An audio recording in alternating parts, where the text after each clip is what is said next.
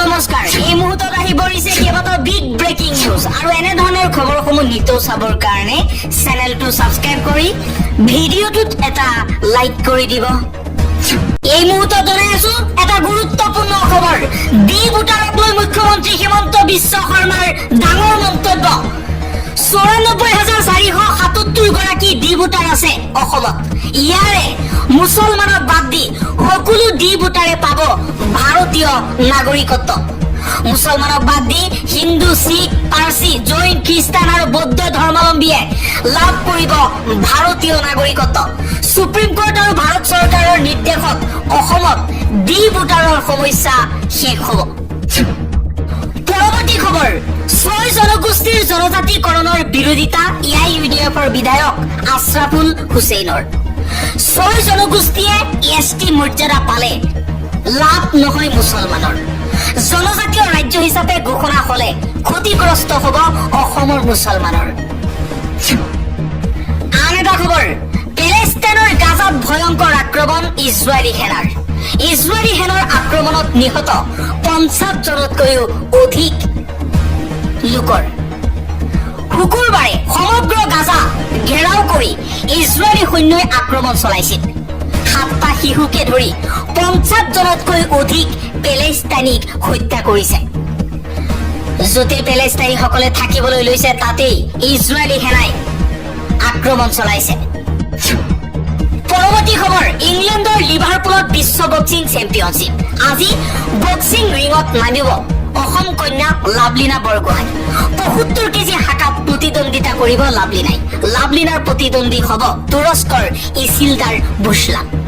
আজি সন্ধিয়া ৭:১৫ ৰিঙত নামিব অসম কন্যা।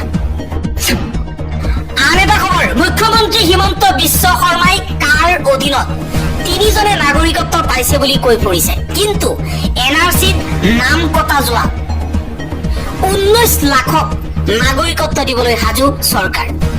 হিমন্ত বিশ্ব শৰ্মাৰ চৰকাৰে যি কথা কৈছে, হিমন্ত বিশ্ব শৰ্মাই সংবাদ মাধ্যমৰ আগত যি কৈছে যে ৩জনক নাগৰিকত্ব দিয়া হৈছে, সেয়া তেওঁৰ এটা মাত্ৰ ভুৱা কথা।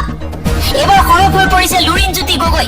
লুৰিণজ্যোতি গগৈয়ে কৈছে অসমত ১৯ লাখ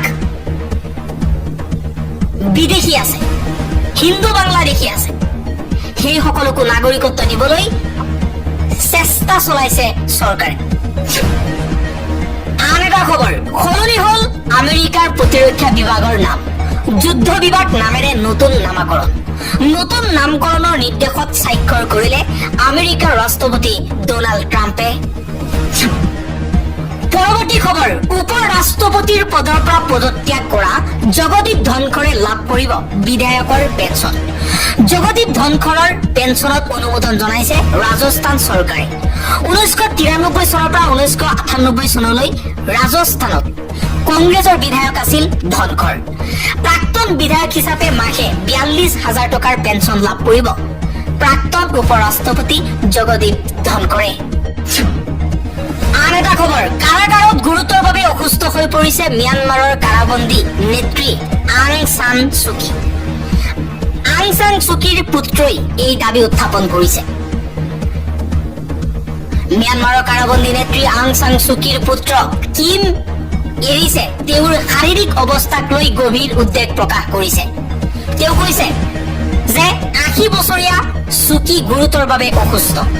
তেওঁৰ হৃদযন্ত্ৰৰ অৱস্থা মাৰাত্মক ৰূপ ধাৰণ কৰিছে আৰু জৰুৰী চিকিৎসাৰ প্ৰয়োজন হৈছে। লণ্ডনৰ পৰা ৰয়টাৰৰ সৈতে হোৱা এক সাক্ষাৎকাৰত এৰিছে কৈছে যে সঠিক চিকিৎসকৰ পৰীক্ষা অবিহনে তেওঁৰ হৃদযন্ত্ৰৰ অৱস্থা জনাৰ কোনো উপায় নাই। মই অতি চিন্তিত, আনকি তেওঁ জীয়াই আছে নে নাই সেইটো পৰীক্ষা কৰি চোৱাৰ কোনো উপায় নাই। কিম এৰিছে ম্যানমাৰৰ সামৰিক চৰকাৰক আহ্বান জনাইছে যে তেওঁৰ মাতৃক তাৎক্ষণিক চিকিৎসা সেৱা আগবঢ়াব লাগে।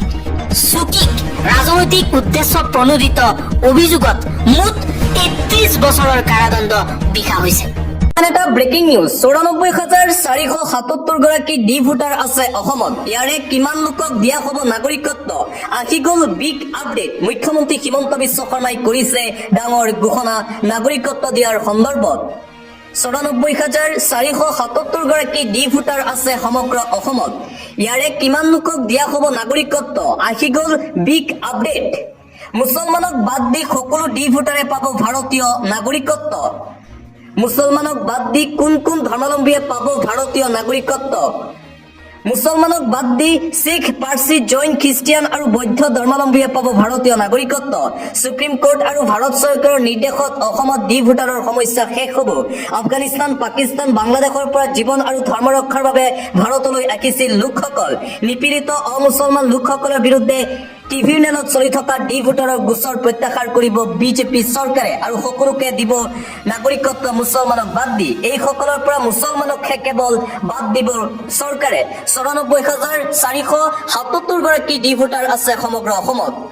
আৰু আনপিনে ডি ভোটাৰক লৈ প্ৰতিক্ৰিয়া প্ৰকাশ কৰিছে মন্ত্ৰী ৰঞ্জিত কুমাৰ দাসে। মোদী, হিমন্ত, ৰঞ্জিত বিজেপি থকালৈকে হিন্দু বাঙালীৰ নোম এডালো লৰাব নোৱাৰে। মন্ত্ৰী ৰঞ্জিত কুমাৰ দাসৰ এই বিস্ফোৰণ। ডি ভোটাৰ থকা হিন্দু বাঙালীক লৈ মন্ত্ৰী ৰঞ্জিত কুমাৰ দাসৰ বিস্ফোৰক মন্তব্য। নৰেন্দ্ৰ মোদী থকালৈকে ডি ভোটাৰ হিন্দু বাঙালীৰ নোম এডালো লৰাব নোৱাৰে। হিমন্ত বিশ্ব শৰ্মা, ৰঞ্জিত দাস বিজেপি থকালৈকে একো কৰিব নোৱাৰে হিন্দু বাঙালীক। হিন্দু বাঙালীৰ ডি ভোটাৰক অসমৰ পৰা বিতৰণ কৰাটো দূৰৰে কথা। এতিয়া হিন্দু ডি ভোটাৰে কোনো টেনচন ল'বলগীয়া নাই। মন্ত্ৰী ৰঞ্জিত কুমাৰ দাসৰ এই মন্তব্য। সংখ্যালঘু সংগঠন আমছুকো কটাক্ষ বিজেপি মন্ত্ৰী ৰঞ্জিত কুমাৰ দাসৰ। আমছুৱে যেতিয়া প্ৰতিবাদ কৰে তেওঁলোকে সমগ্ৰ মুছলমানৰ বাবে কৰে, কেৱল মুছলমানৰ বাবেহে প্ৰতিবাদ। কিন্তু কেতিয়াও গৰিয়া মৰিয়া দেখি বা ভটিয়াৰ হৈ মাত নামাতে আমছুৱে। ডি ভোট থকা হিন্দু বাঙালীক লৈ মন্ত্ৰী ৰঞ্জিত কুমাৰ দাসৰ এই বিস্ফোৰক মন্তব্য। ৰেচন কাৰ্ডৰ হিতাধিকাৰীসকলক লৈ পুনৰবাৰ ডাঙৰ ঘোষণা কৰা হৈছে। সম্পূৰ্ণ সলনি হ'ব বিনামূলীয়া চাউল লোৱাৰ নিয়ম। ঘোষণা কৰিছে মুখ্যমন্ত্ৰী হিমন্ত বিশ্ব শৰ্মাই। ৰাজ্যৰ লাখ লাখ ৰেচন কাৰ্ডৰ হিতাধিকাৰীসকলৰ বাবে এটা গুৰুত্বপূৰ্ণ খবৰ। চৰকাৰৰ বিনামূলীয়া চাউল লোৱাৰ নিয়ম সলনি কৰিছে ৰাজ্য চৰকাৰে। 1 নৱেম্বৰৰ পৰা সলনি হ'ব ৰেচন লোৱাৰ নিয়ম। সম্পূৰ্ণ নতুন পদ্ধতিৰে ল'ব লাগিব ৰেচন কাৰ্ডৰ সামগ্ৰী হিতাধিকাৰীসকলে। ৰেচন কাৰ্ড থাকিলে আবেদন নকৰাকৈ লাভ কৰিব অৰুণোদয় আঁচনি। বিনামূলীয়া ৰেচন আৰু অৰুণোদয়ৰ নিয়ম সলনি কৰিলে মুখ্যমন্ত্ৰীয়ে। নতুনকৈ ৰেচন কাৰ্ডৰ আবেদন কৰা সকলৰ বাবে ডাঙৰ খবৰ। চাউলৰ লগতে প্ৰতিগৰাকী হিতাধিকাৰীয়ে পাব দাইল, চেনি, নিমখ। বজাৰতো কম দামত লাভ কৰিব এই সামগ্ৰী। কেনেকৈ কৰিব নতুন ৰেচন কাৰ্ডৰ বাবে আবেদন? pds.assam.gov.in পৰ্টেলত ৰেচন কাৰ্ডৰ বাবে কৰক আবেদন। খাদ্য ৰাজহুৱা বিতৰণ গ্ৰাহক পৰিক্ৰমা কাৰ্যালয়ত কৰিব পাৰিব এপ্লাই। আবেদনৰ সৈতে জমা দিব লাগিব সকলো প্ৰয়োজনীয় নথিপত্ৰ। কি নথিপত্ৰ আপুনি জমা দিব লাগিব আবেদন কৰিবৰ বাবে? আধাৰ কাৰ্ড, ভোটাৰ কাৰ্ড, ভোটাৰ তালিকা, ঠিকনাৰ প্ৰমাণ পত্ৰ জমা দিব লাগিব। চৰকাৰৰ বিনামূলীয়া চাউল প্ৰদানত সলনি হ'ব নিয়ম। ৰাজ্য চৰকাৰৰ ৰেচন কাৰ্ডৰ লাখ লাখ হিতাধিকাৰীসকলৰ বাবে এই বৃহৎ ঘোষণা কৰিছে মুখ্যমন্ত্ৰী হিমন্ত বিশ্ব